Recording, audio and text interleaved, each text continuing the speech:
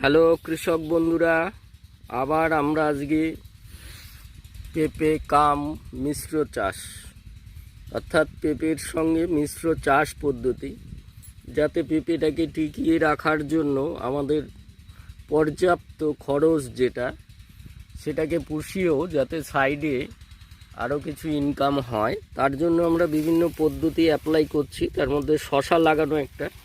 এই শশা অটোমেটিক দেখুন চলে এসছে।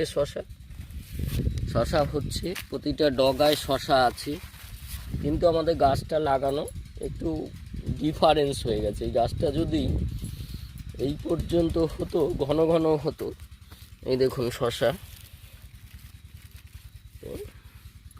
এই যে শশা,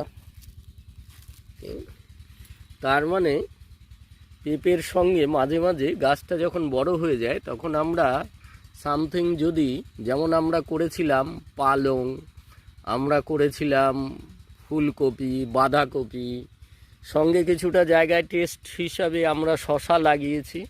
শশার এখন আমরা প্রত্যেকে জানি হাই দাম। তো এই সময় নেক্সট ইয়ার দেখবেন আমরা এই জমিতেই সঠিকভাবে শশা উৎপাদন করে পেঁপের সমান লাভ করব। তার কারণ আমরা দেখেছি এই শশাটা হচ্ছে এবং তোলা শুরু হয়ে গেছে। অটোমেটিক শশার বীজের বা খরচ বাবদ যে টাকা সেটা উঠে গেছে।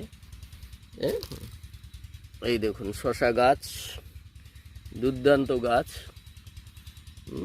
কিন্তু এই গাছটা যদি আমরা এই 4 হাত অন্তর না লাগিয়ে 2 হাত অন্তর অন্তর লাগাতাম এই সময়, তাহলে বেশি লাভ